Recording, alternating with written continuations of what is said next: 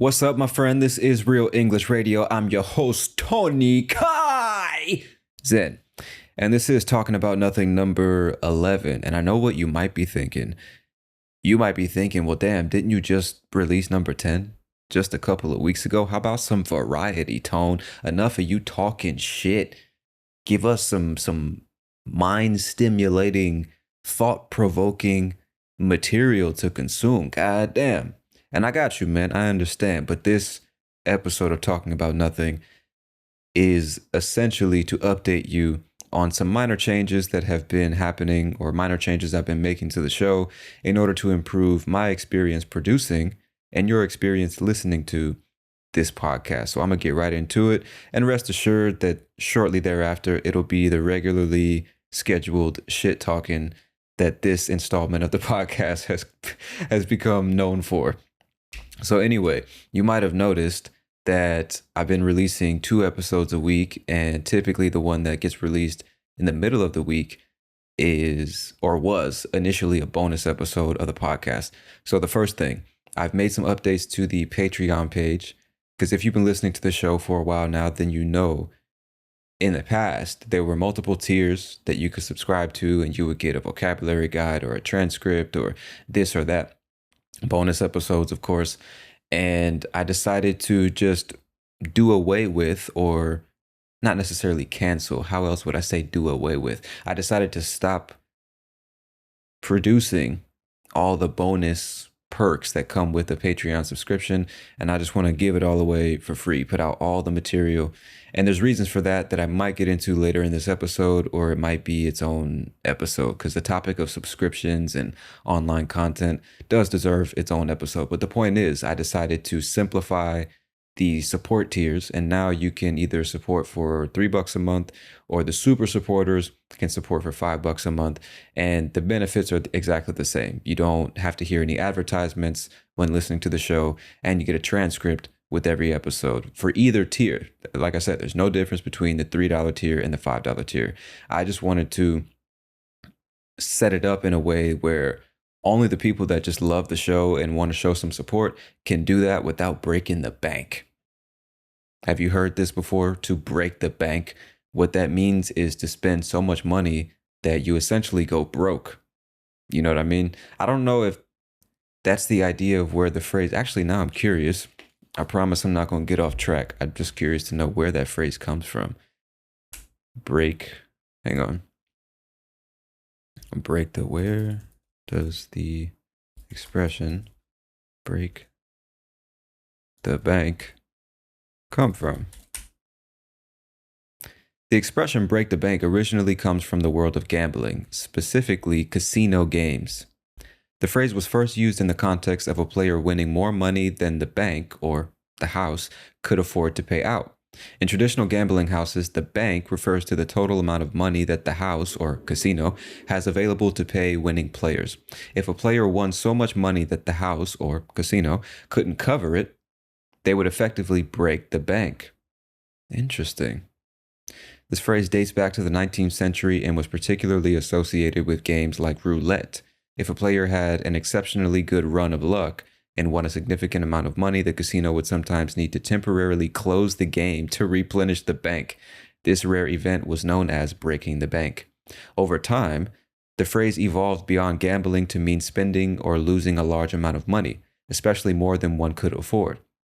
Today, it's commonly used in various contexts to suggest that something is very expensive or costs more than expected. Well, there you go, my friend. So getting back to what I was saying, I wanted to set up the subscription tiers for people who genuinely want to support the show and have the financial means to do so, and can do so without breaking the bank. You know, I feel like $3 a month, $5 a month, it's not going to break the bank. And if just a fraction of you guys support, then everybody's in a winning situation there. So that was the thinking behind that in a nutshell. Again, I plan to talk about, actually, I'll save that for later in the episode, talking about subscription models in terms of online content and businesses in general. But that is the change that I made to the Patreon page. So if you love the show, you want to show some support, go ahead and hit up that Patreon page, baby. To the rest of you, don't think I don't got the same amount of love for y'all. All right. You don't have to fucking subscribe to the show and support with a few dollars a month. You don't got to do that. Just keep listening, man. Just keep listening to the show, learning and improving your English, exploring ideas. You know what I'm saying? What's much more important, actually, is your feedback. Your engagement with me and feedback about the show helps me make the show better.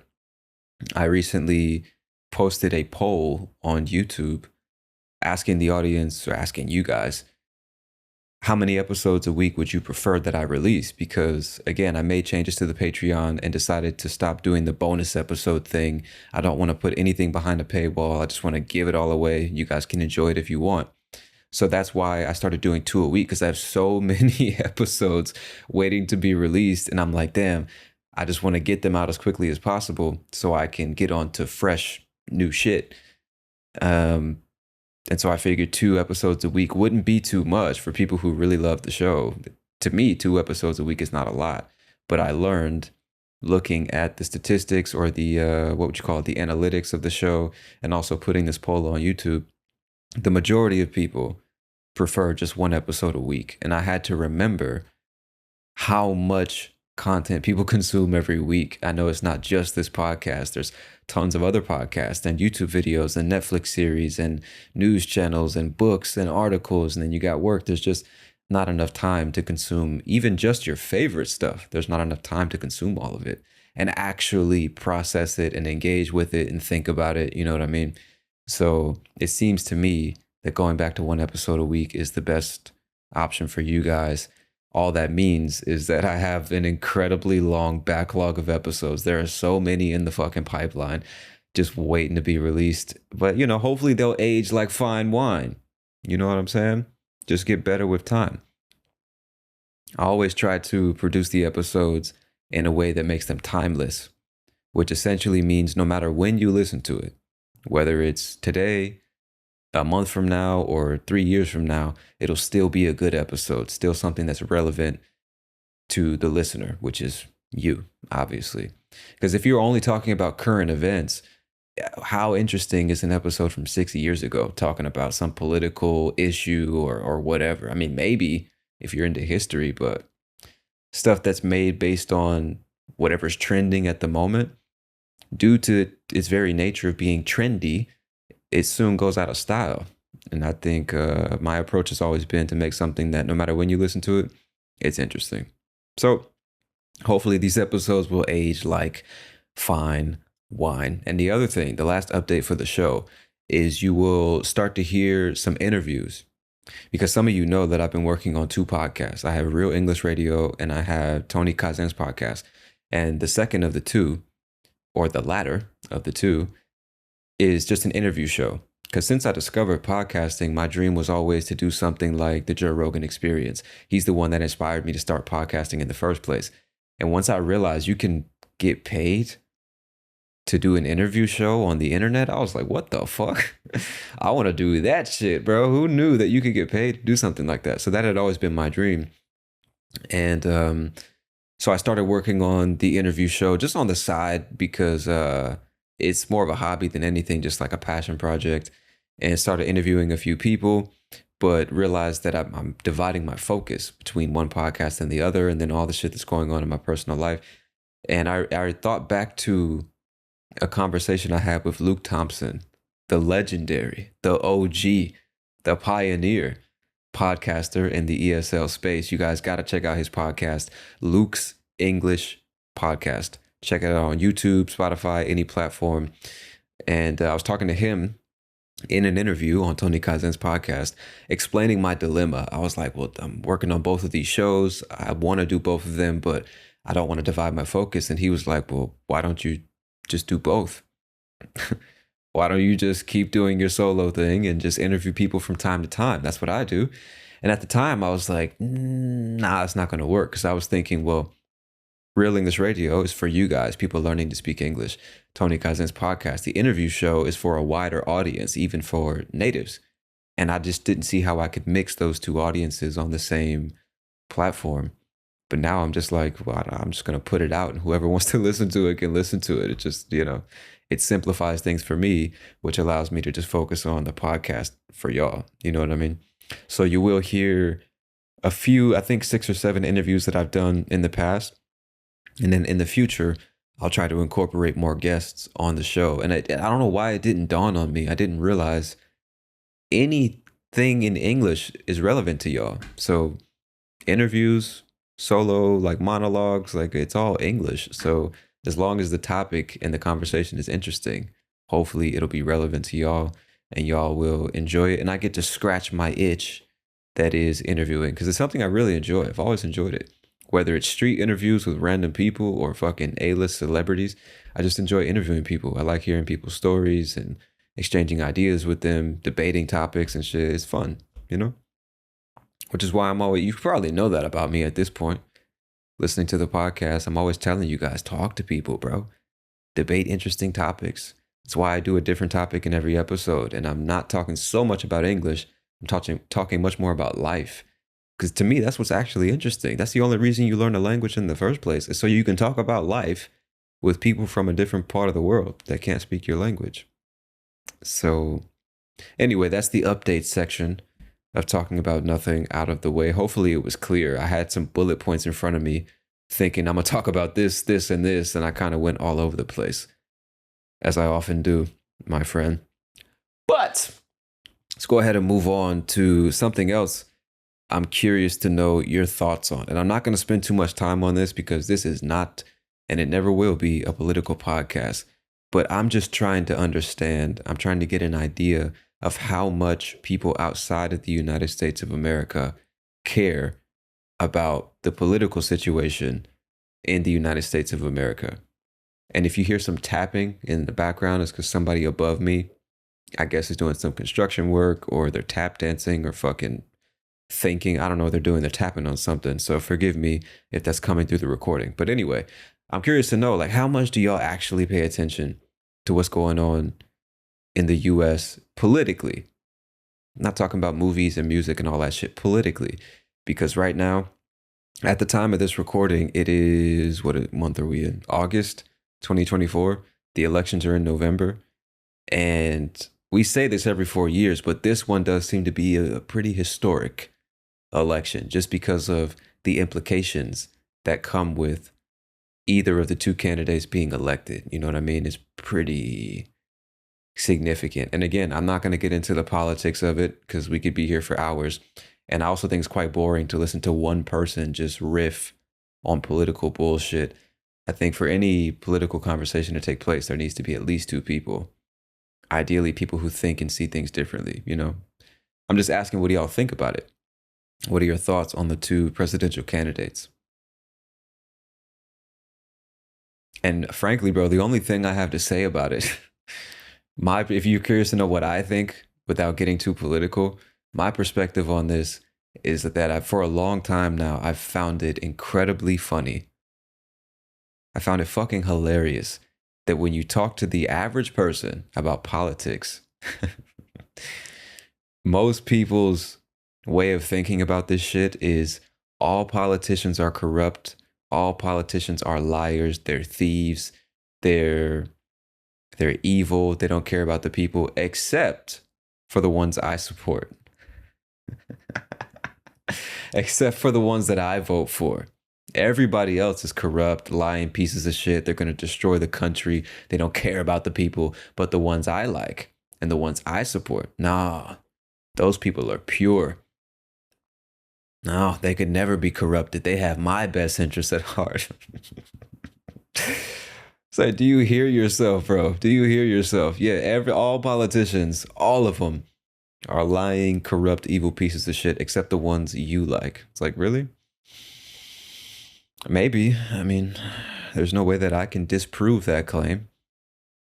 But if history can teach us anything, is that you're most likely wrong about that, my friend. I just think it's funny. I think it's funny how people have such strong convictions when it comes to politics. They have absolutely no idea how the country actually works. No idea how economics work. No idea who actually runs the country.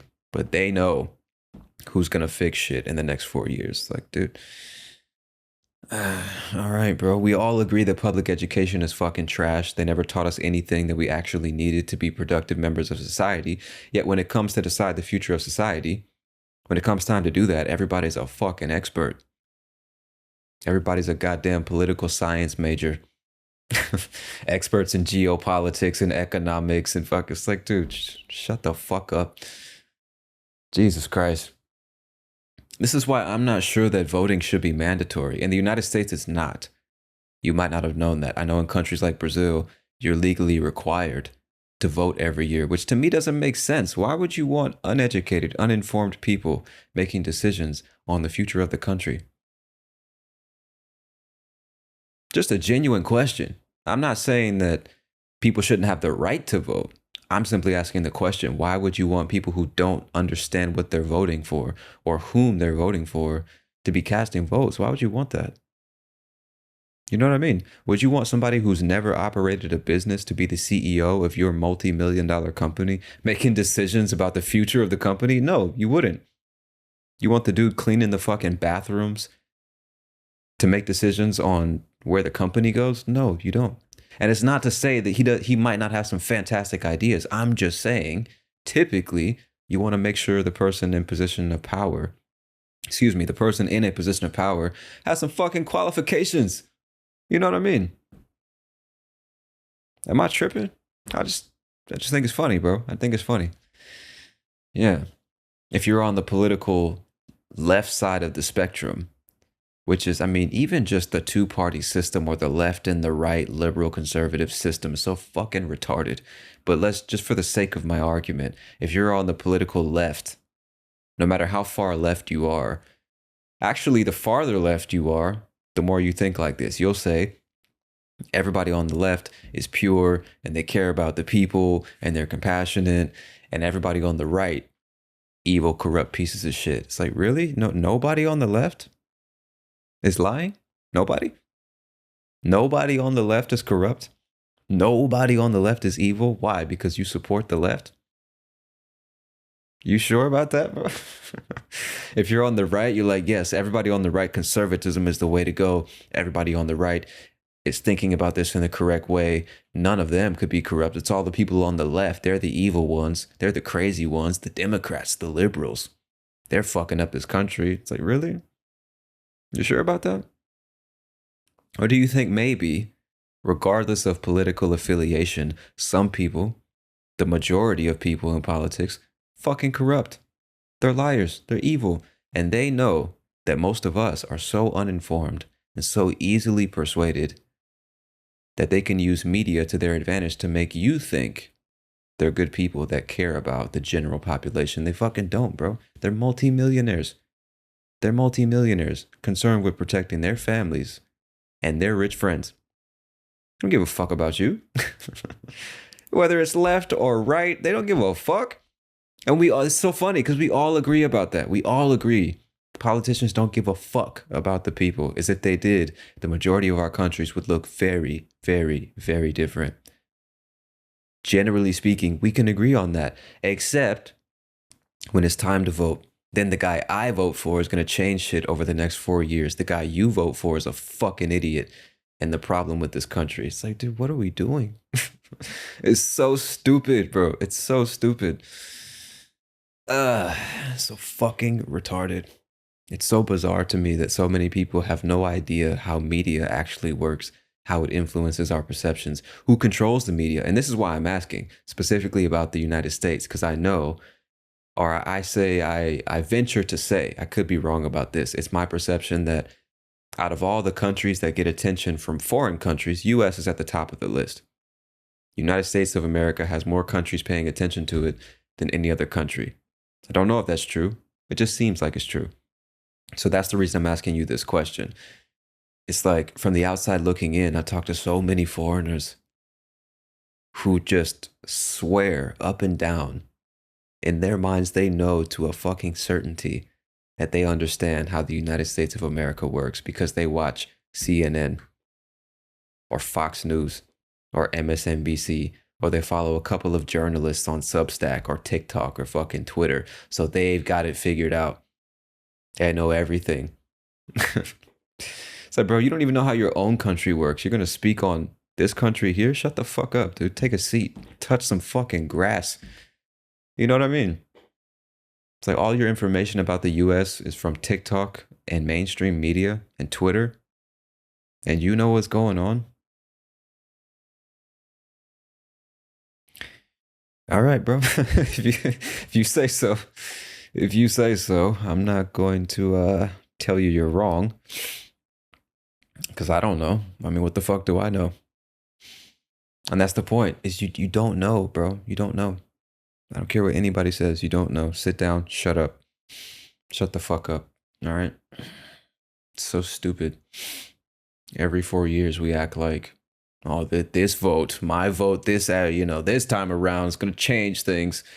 Like, dude, if I sat you down at a table and I asked you who controls the mainstream media in the United States of America, what would your answer be? Who controls CNN? Who controls Fox? Who controls MSNBC? Who controls ABC? Who controls these news networks? Could you give me a definitive answer? 9 times out of 10, the answer would be no. You don't know. You don't know. And that's the issue. Is most people outside the US and many people in the US don't have a clue who's actually running the mainstream media, who's forcing these people to put out these retarded messages. You don't even know. You don't even know. So how can you feel confident speaking about the country when your only source of information is these channels? Shut the fuck up, bro. You don't even know who controls politicians. Congress people, senators, the president. Who's the most powerful person? Who are the most powerful people in the United States of America? It's not the president. It's not the senators and Congress people. You know what I mean? And I'm not, again, I don't want to get political or get into conspiracy and all that type of shit. That is not what this podcast is for. My initial question was, what do you think about the election? What's your perspective on it? Because I know people outside the US pay attention to it. And I'm just trying to take the temperature of the room. That's all. What do y'all think about this? Let me go ahead and move off that subject. My point was, let me just fucking end it by saying this. My point was, I think it's hilarious that everybody's a goddamn political science and geopolitics expert every 4 fucking years because they follow a few people on Twitter and Substack and they watch the news. You know what I mean? It's fucking hilarious. Every politician is corrupt except the ones I support. I agree. Let's fucking tax the rich. Take money from the rich and give it to the poor. Everybody who's richer than me should have to give up their money and assets. Everybody who's richer than me should have to give something up and give it to the poor. So fucking, bro. Anyway, let's move away from politics before I lose all of you. Not trying to lose all the listeners on this episode of Real English Radio. So anyway, moving on. Another thing that was on my mind, actually inspired by a conversation I had with a friend. He was talking about something he noticed, which is that everything these days has to be monetized. He was saying, like, bro, why the fuck does everything these days have to be monetized? People only do shit from the perspective of financial incentive. TikTok pages, Instagram accounts, YouTube channels, podcasts, Substack, Twitter, you name it. Everything has to be a monetization tool. We have to make money as quickly as possible from as many people as possible. Monetize, monetize, monetize. I fucking hate that word now, bro. Monetize. If there's no monetary value, then there's no intrinsic value. It's worthless. If I can't make money off this YouTube channel, there's no point in producing the videos for this channel. If I can't make money off the podcast, it's worthless. If I can't make money with my TikTok, money with my Instagram, money with my Twitter, money with my Substack, money with my...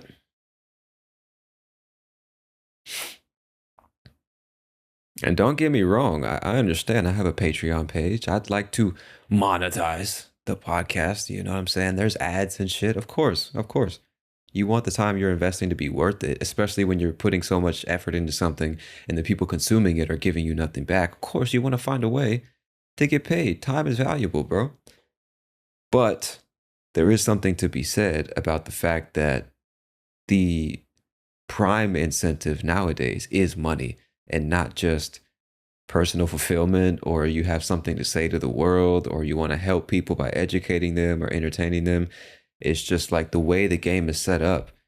You have to think about, how am I going to make money from this? Because a common misconception is that making content, which is a word I fucking detest, hate that word, but I continue to use it because it's a word that's familiar to you. Producing content, most people think that it's just a game, that it's easy. Making TikTok videos is a joke. You just set up your phone and you dance or say some stupid shit, and that's all there is to it. And that could not be farther from the truth. Of course, for a lot of people, it is just that. It's bullshit. They're just putting out nonsense.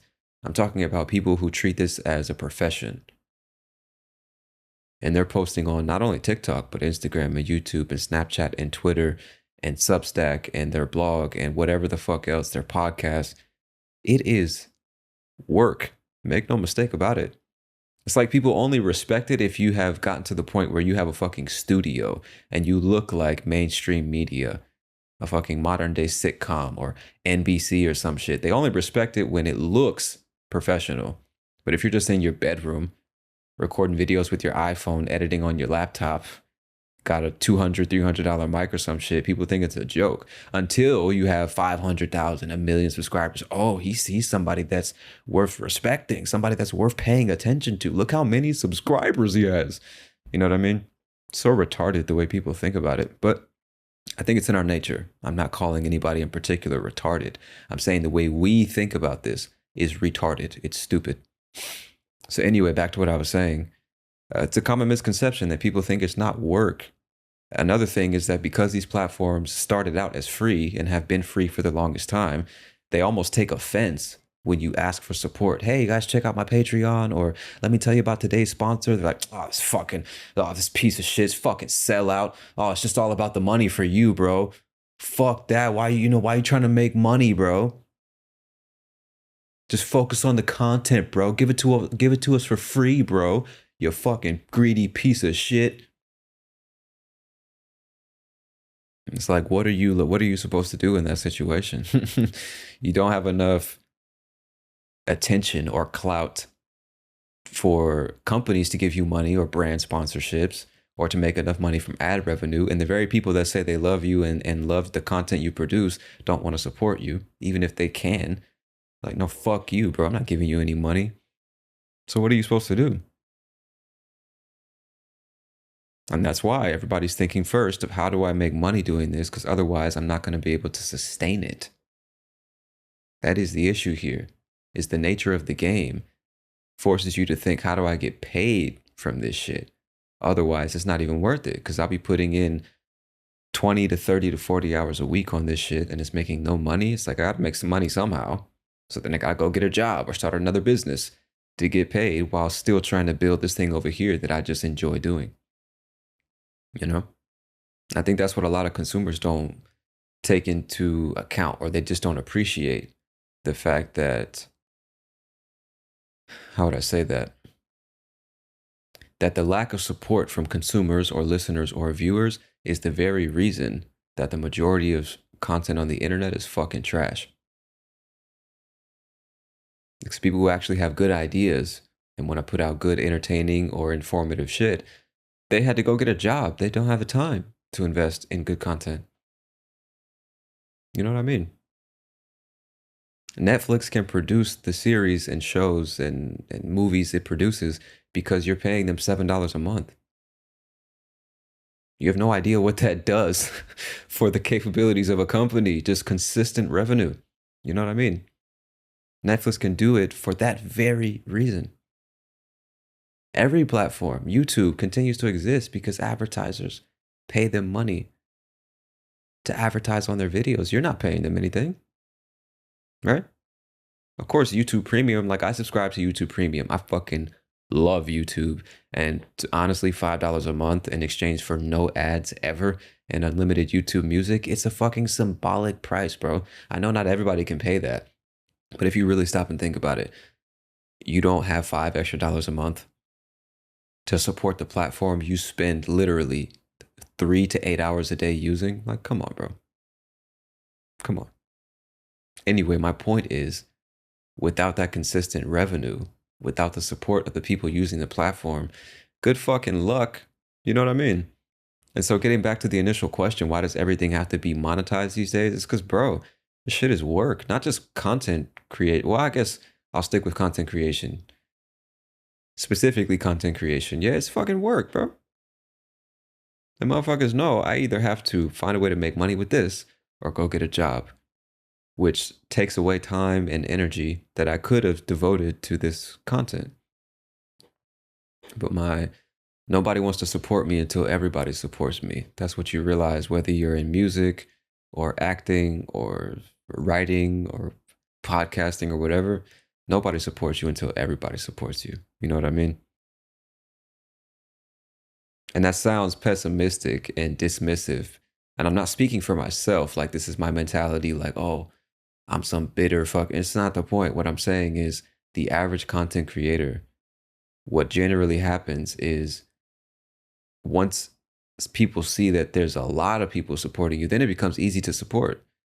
You know, this is another interesting thing about YouTube and podcasting. I was listening to I think it was the Colin and Samir show, another great podcast you guys should check out, a great YouTube channel. It's all about content creation and the business behind it and the stories of different creators. It's really good. Anyway, I was listening to their show, and they were talking about the difference between an audio only podcast and a video podcast in today's landscape. And I think it was Tim Ferriss they were interviewing, and he said something like, or somebody in the conversation said something like, a major difference between a platform like Spotify or Apple Podcasts and YouTube is that when people are scrolling on YouTube, a lot of us make the decision to click on a video purely based on the number of views it's gotten before we click on it, or the number of subscribers a YouTuber has before we subscribe and check out more videos. If the video only got 300 views in 9 months, oh, it's probably a shitty video. Nobody clicked on it, nobody watched it, the watch time is poor, so I'm not going to waste my time. If it has 300,000 views, it must be a good video, so I'm going to click on it. And so hopefully you can see what I'm saying. It's like when people only support you when everybody else supports you. I'm going to let other people verify that it's good before I invest my time and choose to support. I'm speaking generally, of course. Whereas on Spotify or Apple Podcasts or some other audio platform, you don't know how many people are downloading the show. You don't know how many people are following or subscribed or whatever. At the most, you see a rating, how many people have rated the show, which is never the number of people who are actually listening to the show. There's tons of people that listen but never give the show an actual rating. You know what I mean? So I just think it's interesting. I don't have a point. I'm realizing I don't have a point here. I'm just saying it's interesting to think about that, generally speaking, nobody supports you until everybody does. I think it's sad, bro, that the fact that it all is about monetization. Everything is done with the incentive, or with the goal, I should say, of finding a way to make money off of it. Every video, there's a call to action. Subscribe to my newsletter so I can build a long-term relationship with you and then sell you some shit that you probably don't need, because I need your trust first. I need you to like me first. So I'm going to pretend that I don't want to sell you anything for 3 to 6 or 9 months and just give you a bunch of free value, a bunch of free content, so you trust me and think I'm a good person. And then bam, buy my course or my fucking book or my whatever bullshit. You know what I mean? I need support from my viewers and my listeners, but I can't mention my Patreon too frequently, because then people think I'm only doing this for the money, and then they think I'm greedy and I'm a piece of shit, and then they stop watching. I can't get too many sponsorships from companies for brand deals, because then people think I'm a sellout and I'm only doing this for the money. I'm ruining the viewer experience. I'm ruining the experience for the people who are paying nothing to consume this shit I spent 2 weeks producing. Yeah. We're in such a position where these free platforms have made people think they're entitled to free content. They're entitled to tell content creators how they should be producing their content, how they should be running their YouTube channels, how they should be speaking and dressing. You know what I mean? Who they should be talking to and collaborating with, how long the episodes should be, how long the video should be, what they should be talking about. People think they're fucking entitled to tell content creators how to do what they do in exchange for nothing. You're not paying these people any money. Probably don't even support them like you should. You're not sharing their content with anybody. You just watch religiously, and therefore you think you have a right to tell this individual or this team how they should be doing what they do. And that's what happens when you give people nothing but free shit, is they take it for granted and then they feel entitled to it. So I don't know. I don't see where it goes, but I don't think it's sustainable. So getting back to the monetization thing, getting even further back to the subscription thing that I mentioned initially, it's like I got to a point where I saw that even if you can make a lot of money with this subscription thing, you need such a big audience for it to even be worth it, because only a small percentage of your audience is ever going to support financially. That's just a fact for all of us. And so I'm thinking to myself, I got all this bonus content behind this paywall, and I want people to hear it. I mean, it's not like the money. I don't give a shit about I mean, of course, you want to make money with it, the most money possible. But I'm thinking like, damn, how many people will never hear this episode? I want people to hear this shit. I'm producing it so people fucking listen to it. And also just thinking about the different subscription prices and how literally everybody else out there is trying to get somebody's subscription or just get more and more money from their listeners and their viewers. I'm like, I don't give a shit, bro. I just want to put it out there. Like, enjoy it. I don't give a shit. If you want to support, you can. If you don't, that's fine, bro. Just I hope you enjoy the episode. That's all I care about. And now that I don't look at it like, oh, I need to make money off of this thing. I'm making money in other places. It also just frees you up as somebody creating the shit to just do it in the way that you want to do it without thinking about, oh, I don't want to offend somebody and lose a subscriber. I don't want to fucking do this and lose money, or I want to do this in the best way to make the most money and fuck over my fucking listeners or viewers. It's like it just corrupts the whole activity in and of itself. I've talked about this before with the music industry, the movie industry, all this shit. Just the fact that it's all based on money corrupts what's actually supposed to be the goal, which is producing something that's worth watching or listening to or reading. True artistry. You know what I mean? The problem is there's no money in art. There's no money in just producing shit that you love because you love it. So you have to find a way to turn it into a product that people want to buy. You have to use psychological tricks to convince people to pay for some shit that they wouldn't otherwise pay for. You have to be, everybody's a fucking public relations specialist now, and you have to craft this personal brand to make people think that you're a good person and a likable person just so that they give you money. Fucking A, dude. And I saw myself going down that path, and I'm like, nah, bro, I just can't do it. I don't want to go down that path. I'd rather just find another way to make money. It's not worth it. It's not worth my soul or my fucking self-respect or my relationship with the thing I'm creating. You know what I mean? It's not worth it. It's not worth it. So yeah, like I was saying, I just don't think it's sustainable. Everybody doing shit just for the money. Because what happens is you have people that are good at making money, people that are good at manipulating their audience, people that are good at speaking persuasively, people that are good at branding, and those are the ones that rise to the top. But it doesn't mean they're the best. It doesn't mean that it's even the best for you. They're just the best at the game. Where all the true artists and people that really have creative, unique, dope shit to share, they never see the light of day because they're not hacking the algorithm or playing the PR game or thinking about it from a business perspective.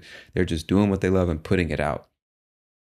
You know what I mean? The best YouTubers and podcasters and writers and TikTokers, they're people you never heard of. People you never heard of.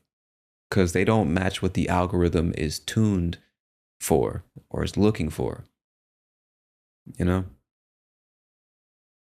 I don't know, bro. And that's not to discredit any big creators, obviously, right? I mean, if it's not easy to get 1 million views on a video, for example. So if you did, it means you did something right. My point is that if we continue down this path where there's essentially no money in content creation and all the money's going to the top 2% of creators, all you're going to see is content from those people and then a bunch of other trash being created by people using AI or being created by people who don't really have any good intentions. They're not putting out anything thoughtful or original or unique. Just a bunch of people copying the top creators, trying to get into the group of top creators so that they can also get paid. You know what I mean? It's like the music industry.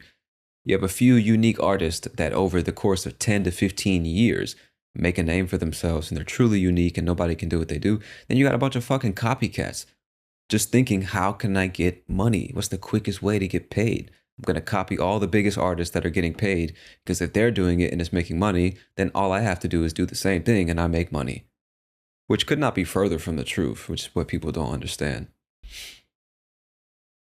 Everybody just wants the money so fucking quickly. I want to grind for 3 months and quit my job and become a full-time YouTuber, for grind for 2 years and make this a full-time job. No, bro. 8 years, 10 years, 12 years, 15 years, the biggest and best. Nobody knew their name. Nobody gave a shit about them for the first 7 years of their career. You know what I mean? It takes a long time, And so many short-sighted people who are only thinking about the money that can be made just end up being carbon copies of whatever's already on the market. And that's why you see everybody with the same podcast, the same format, the same topics, the same rage bait, the same tweets, the same blog posts, the same TikTok videos, the same Instagram posts, the same Snapchat, the same fucking everything. It's just everybody copying each other, thinking that's what's going to make them famous and rich. Because it's all about money and status and clout and attention. And so you take something that started as just people having fun and being creative on the internet, and now it's like, oh, you can make money with this? How can I hack my way to a check? You know what I'm saying? And I know I probably sound like a bitter, burnt out fucking artist that never made it to the big time. I'm just like talking about nothing, bro. It's just shit I think about. And I think that a lot of people, especially people that have never tried to become a content creator or run a business or make money for themselves, they don't necessarily think about these things. And yet they still have such strong opinions about these things, which is something that I mentioned when I said politics.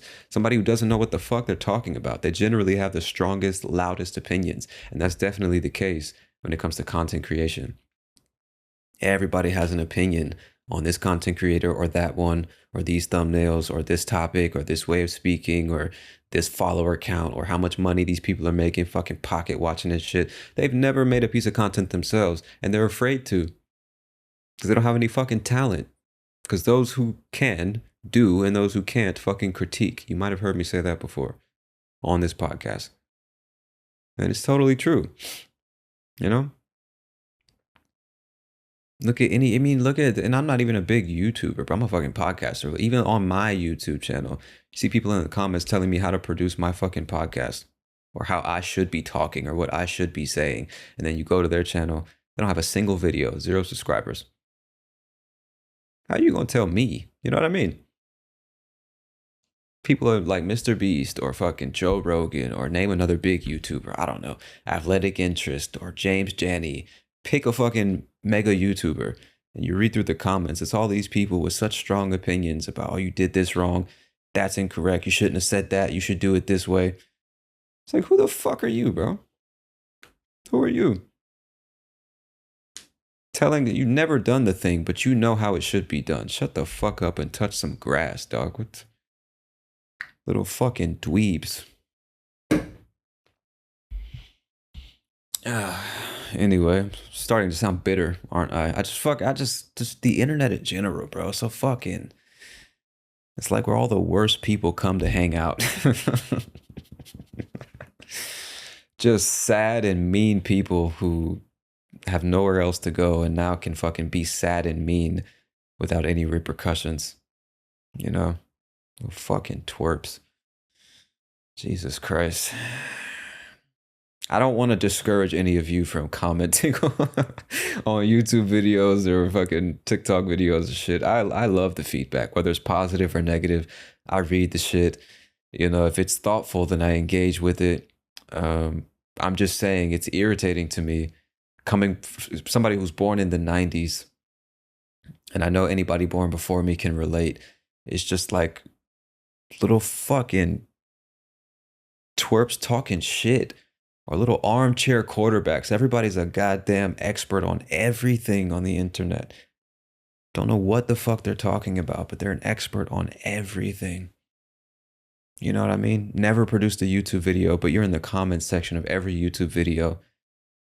People who take the time to write like 7 paragraphs in the comments section. It's like, dude. But would never start their own YouTube channel to put these ideas out there because they're fucking losers and they don't know what they're talking about. And nobody would subscribe. Nobody would pay attention. And they know that. So they use somebody else's platform to put their ideas out there. The comment section of a video that got 1 million views. That's where they put their ideas out. You know, fucking lames. The internet, man. I love the internet, bro, but it's just, what can I say? I struggle to find positive things to say about it, bro, because it's the paradox. There's more information available than ever before. More creatives have platforms to expose their ideas and their creativity than ever before. That is fantastic. But at the same time, I think it's been designed to bring out the worst in humanity. I don't think that it has changed humanity. I think it's just amplifying the worst parts of humanity. Not least of which all the shit I just mentioned. Hypercritical people who have no life experience telling other people how to live their lives. People who try to sound like experts, don't know what the fuck they're talking about. Fucking losers trying to get attention for being nobody. You know what I mean? Everybody's a fucking narcissist these days. All of us, bro. All of us. Such narcissistic pieces of shit. And I say us, me too, bro. Which is why I had to like readjust my relationship with content creation and what I do online. Just distance myself because it's fucking toxic, dude. It drives you nuts. It drives you nuts. Just the incentive structure drives you crazy, and it causes you to do shit that you would never do in the real world in the name of getting status and attention and maybe even money. Fucking A, dude. Ah, man. I don't mean to be. I tend to get negative on these talking, but you can see how like my brain works just thinking about just negative shit. That's why I'm always telling you to stay positive, bro. Don't do as I say, not as I do. You feel me? Don't fucking be like me, just thinking about random negative shit. It's not good for you.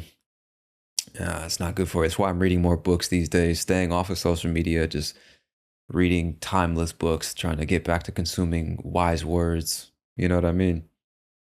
Because it'll fucking drive you nuts. It'll drive you crazy, bro. All this time on the internet. Isn't it weird, speaking of the internet, how our tribal instincts are being amplified to such a degree that the dumbest shit is now becoming like a tribe. It's becoming trendy. You know what I mean? I don't know if you guys consume a lot of content in English or stuff that comes from the US or the UK or Australia, South Africa, but I'll just speak about the US, man, and how everything has to be tribal now. Everybody has to belong to a fucking group. You know what I mean? If you have ADHD or ADD or some shit, you don't have a mental disorder anymore. You're neurodivergent. All right, we're separated into 2 camps: neurotypical people and neurodivergent people. And of course, the neurodivergent people are better than neurotypical people. Yeah, they don't understand us. You know, I speak for all neurodivergent people when I say, or if you're a neurodivergent person like me, it's like, shut the fuck up, dude. This is what identity politics does to people. I'm not trying to get political. I'm just saying, whether it's politics, or any other sphere of life. This is what identity politics does to people. This is what happens when instead of one golden thumbs up emoji, you give people the option to choose a dark brown emoji, a light brown emoji, a white skin emoji. This is what happens. Is you're reinforcing the idea that we should focus on our differences when theoretically we shouldn't be doing that. We should be focusing on the fact that we're all human. We're all the same. We're all unique, yet the same. Spent years fighting over the fact that we shouldn't be thinking about skin color. We shouldn't be thinking about sexual orientation. We shouldn't be thinking about nationality. Now that's all we fucking talk about. That's all we focus on. It's so fucking retarded, bro. It's so stupid. You know what I mean? I don't know. Again, I'm speaking as if you guys consume the same shit I consume on the internet, but now everybody it's just people are self-diagnosing themselves with mental disorders and shit. People calling themselves autistic, ADHD, personality disorders and shit. I'm bipolar, I have PTSD. No, you don't. Shut the fuck up. No, you don't. You don't know what you're talking about. You get all your medical advice from TikTok videos. Shut the fuck up, dude. And that's the thing is our natural instinct to want to belong to a group has been weaponized by people writing algorithms to make money. And so they bring out that natural instinct in you. And it's like, do you have these symptoms? Well, you might be autistic. Oh, I'm autistic. I belong to a group now. I identify with all other people who call themselves autistic. I identify with everybody who calls themselves neurodivergent. I'm an alpha male. I took the red pill. I'm an empath. Shut the fuck up, dude. So fucking stupid. Everybody just has to belong to a group. There's no individuality anymore. Nobody thinks for themselves. Nobody has original ideas. Everybody's just repeating shit that they heard on a podcast or an Instagram post or a tweet or some shit. You ever notice that? You try to sit down with somebody and have a thoughtful debate about society or culture or history or relationships or whatever. You have to spend 30 minutes getting past all of the ideas that they adopted by listening to podcasts and watching TikTok videos, because you're not even talking to them.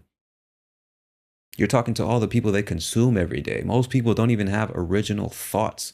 They don't think critically for themselves and decide what it is they believe. Most people are just a compilation of other shit they've heard other people say, and they started to believe it because it sounded good. You know what I mean? Listening to people who are charismatic and just know how to talk good. And if he talks good, it must be true. I like the way he says it, so it must be true. It makes me feel good, so it must be true. Now I'm going to say it to everybody I know, thus reinforcing my belief that it's true. You did no research, didn't read a single book, didn't talk to a single specialist, no life experience, but you know what you're talking about. All right, buddy, if you say so. If you say so. Am I tripping? Is it possible I'm the only one that holds this opinion, that has this perspective? Jesus Christ. Jesus Christ, y'all. I don't know. Just so fucking every goddamn day there's a new fucking group to be a part of. You know what I mean? LGBTQIA plus 36917. It's like, this is, like I said, identity politics. Why are we programming people to introduce themselves as identity traits? Why is that a good thing? Why do I give a fuck about the fact that you're a woman and you like to have sex with other women? Why would you introduce yourself that way? I don't give a shit. We're not going to have sex. Why is that in your fucking biography on every platform? You like having sex with women or men. I don't give a shit. You know what I mean? Who gives a shit? It's so weird. Not only that, what do transgender people have to do with gay men? What do queers have to do with lesbians? Why are they all lumped into one group? This is something I never understood. LGBTQIA or whatever the fuck it is. They have nothing to do with each other. You're telling me that the only thing that this group has in common is that you don't have sex with the opposite sex? That's what you guys bond over? That's what makes you guys a group? Is that in terms of sexual orientation, you're part of the minority? Like, what? Dude, how boring. That's all I'm saying. It's just boring. It's fucking boring. You're a boring human being if your entire identity is the fact that you're a man and you have sex with other men, or you're a woman and you have sex with other women, or you like both, or whatever the fuck. You're boring. That's your whole personality, bro. That you're autistic. Your whole identity is that you have ADHD, so we should treat you differently, or you're fucking, I don't know, you're neurodivergent, so you deserve to be treated differently. Fuck off, bro. Fuck off. Not special.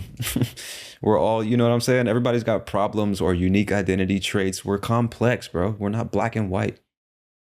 All of us belong to many different groups, many different categories. And then none of them define us. None of them define us. What we choose to do in this life defines us, not the identity traits that we can't control.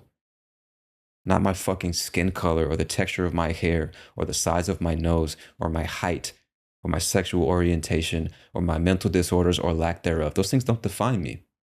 It's what I choose to do that defines me. So an entire generation of people defining themselves with identity traits they can't control is fucking stupid. It's boring. You're a boring human being. There's no substance. There's no depth. You know what I mean? You're introducing yourself as these identity traits to get respect from people.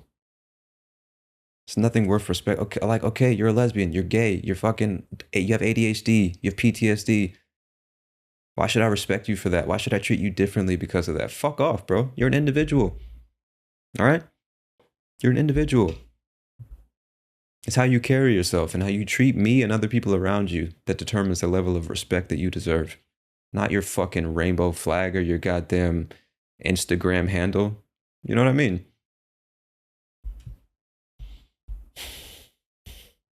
I know some of you are more easily offended than I am, so that might have sounded harsh.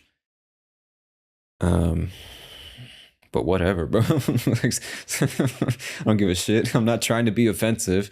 Like, take the time to stop and think, what does he mean by that? Where is he coming from? And then tell me if you're offended. That's another thing that has been lost over time. It's just like, do we not do investigation anymore? Somebody says something and we react emotionally. And if it's a negative emotion, we're saying, fuck that guy, he's a piece of shit because he doesn't agree with every single thing that I agree with. Not going to do any investigation. We're not going to have a debate. We're not going to be comfortable with people disagreeing with us. We're not going to ask, what do you mean by what you just said?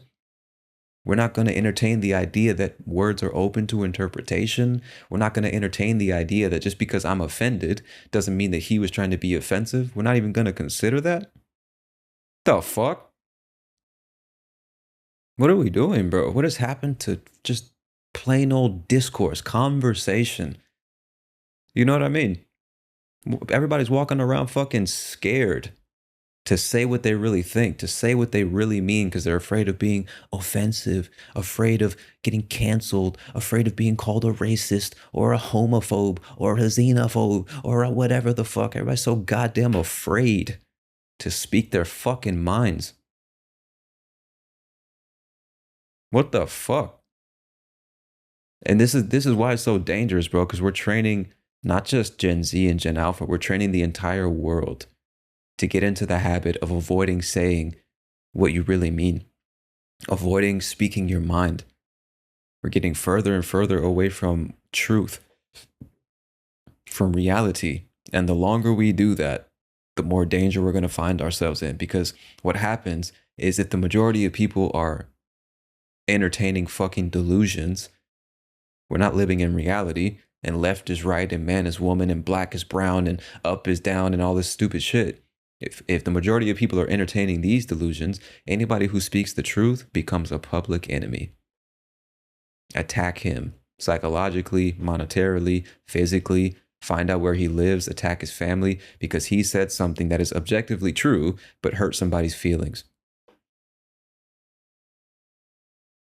Y'all don't see where this is going, bro?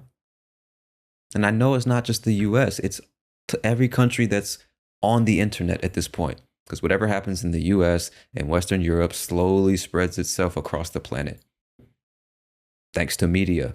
That's what I'm always talking about, bro. So anyway, getting back to what I was saying, it's like People are afraid to speak the fucking truth because they're afraid of being called names or losing their job or having somebody dislike them or being labeled disrespectful or offensive or some shit. Bro, Jordan Peterson said it best. I don't remember when or where he said it. But he said the problem with this idea that we should never offend anybody, we should always take everyone's feelings into consideration when we speak. The problem with that is in order to think for yourself, you have to run the risk of being offensive. Because the reality is, anybody can find anything offensive. You're always going to say something that somebody disagrees with or that somebody doesn't like. So the idea that I should take all these people into consideration and choose my words in such a way that I don't offend anyone or say anything that anybody dislikes or disagrees with, by the time I get to that point, I'm so far away from my original thought, what I actually think, that I'm just lying. You understand what I'm saying? It's like, I don't understand how that's not clear. Maybe I'm tripping, bro. Maybe I'm tripping. Maybe you've never had it put to you in that way. Maybe I haven't even made it clear up to this point. Maybe you still don't get the point. I don't know. I can't hear you. I'm just saying, bro, it's dangerous. It's dangerous to live life like that, going around avoiding saying what you really think and mean. All it does is breed resentment and mistrust. I've said this before on the podcast. It's the very reason most of us hate politicians, because they say one thing and they mean another. We know they're lying. They know we know they're lying. And we know they know we know they're lying, yet they continue to lie and we continue to accept it. It's the exact reason we hate politicians. And now everybody has become a fucking politician because they're afraid of losing social media followers or podcast listeners or YouTube subscribers. Or it might go so far as somebody trying to get them fired or attacking their fucking family for expressing their opinions. Everybody's in favor of free speech, but there's a fucking tiny group of people that say, yes, I'm in support of free speech as long as it doesn't hurt my feelings. As long as it's not hateful and I get to define what the word hateful means. That is tyranny, bro. That is tyranny disguised as tolerance. And I'm not going for it. I just can't get there, bro. I can't get there. There's a reason that in most high school, if not college literary courses, they recommend that you read the book 1984 by George Orwell. There's a reason. Jesus Christ, bro. I don't know, man. I say all of that to say I will be touching a lot more grass these days, man, trying to distance myself from the internet because as you can see, it drives you fucking crazy. I probably just went on an hour-long rant, but all this fucking negative shit, you guys don't want to hear that. Nobody wants to hear that. But we do need to be talking about it, bro. You can't, you know what I'm saying? It's like, I don't mean to be negative or pessimistic, but we need to talk about shit like this. Conversations shape society. You know what I mean? And conversations on the internet are not real conversations unless it's a long form podcast interview. Every other form of media, a TikTok video, an Instagram post, a YouTube video, a Substack article, a fucking tweet, all of that, those are not natural forms of communication. You cannot have meaningful, thoughtful, in-depth conversations on those platforms. You can't do it. There's no thoughtful discussions happening on fucking Twitter when you have 200 characters to get your point across. And any number of people can join the conversation, thus diluting the conversation. Nobody knows what they're talking about. Nobody's getting fact-checked or giving supporting claims. Everybody's just trying to sound smart. There's no dialogue or conversation happening on YouTube. There's one dude talking to a fucking camera in a room by himself. Then he's reading the comments. That's not a conversation. Same thing on TikTok, same thing on Instagram, same thing on every other platform. This is why long form conversational podcasts like the Joe Rogan Experience, Modern Wisdom, the Tim Ferriss Show, what's another? There's so many that don't come to mind. There's so many shows like that. Mainly Joe Rogan. I mean, he set the fucking standard. He inspired all of us. And the reason that show is so big, apart from the famous guests and all that type of shit, it still wouldn't be successful without one key ingredient. It's long form, unfiltered, unedited conversation. This is how you really get to discover what somebody thinks and why they think those things, where they're coming from. This is how you learn to see things in a different way. This is how you learn to accept the fact that not everybody's going to agree with you. Not everybody thinks or believes things that you like, and that is fine, because just like you want the right and the freedom to think what you want, to believe what you want, and say what you want, that means you have to give everybody else the right to do the same thing. Whether it's a racist or a neo-Nazi or somebody who's sexist or whatever, they have just as much right to get their ideas out there as you do. You don't have to listen. Nobody should force you to listen to it. But to think that they shouldn't have the right to say what they want to say is fucking tyrannical and hypocritical. It's evil. And so I say that to say, again, this is why we need to be having conversations, because on the internet, we're not having conversations. We're just talking at screens and cameras and shit and typing letters on a fucking smartphone. We're not having conversations. And now we're scared to have conversations because we've been trained to think that saying what you really mean is wrong unless everybody likes it and agrees with it. So it's not even worth the energy or the effort. It's like, I'm not going to talk to people on the train or in line because what if there's some crazy lunatic like the people I see on TikTok? I don't want to cause a scene or get called names or whatever. You know what I mean? It's not good, bro. It's not good. We need to be talking to each other. Conversations shape the way that we think and the way that we see the world and what we believe, and thus the actions that we take in the world, which shape the world. So if we're not having conversations, bro, like, what are we doing? What are we doing? I don't know, man. What I do know is that the episodes in the future will be much more. Actually, I'm not even going to say that because I'm always like self-conscious about the fact that I end up ranting about shit that sounds negative when I say it. Because to me, it's not negative. It's just real. It's like, it's just part of life. Whether it's bright or dark, I like talking about it. But I know that, or I guess I don't know this. I believe there are a lot of people out there, some of which are listening to this podcast, that are a bit more sensitive or easily offended, or just only want to hear positive shit, funny, entertaining shit. Or it's like, bro, get back to teaching English, motherfucker. Like, I get that. All right. That's why I put out a variety of episodes. You don't have to listen to these. So I'm not going to say next episodes will be more positive. I'm just going to say the rant is now over. And the reason I had to correct that phrase or that statement was because for whatever reason, whenever I put out a talking about nothing and I get to the end of the episode and I'm like, damn, that was negative. I was just fucking ranting about shit and all the problems in the world and shit that irritates me. For whatever reason, you guys download those episodes the most. You listen to those episodes the longest. I don't know why. I really don't understand it. But you guys seem to like them. I enjoy doing them, so I'm going to keep doing them. That's the point. But definitely more episodes coming in the future. I have so many waiting to be released about a bunch of different topics. I'm continuing to experiment with new stuff. Again, there will be some interviews from my other podcast that I'm now integrating into this one. So hopefully you guys enjoy those. And that's it, my friend. That's it. I will go back to one episode a week, at least for now, because it seems like the majority of people prefer that. So I guess that's all I got for you, my friend. This has been yet another installment of talking about nothing. Hopefully it didn't fall far off the rails like I feel it did. And this is Real English Radio. I am your host, Tony Kaizen, and I'll talk to y'all soon. Peace.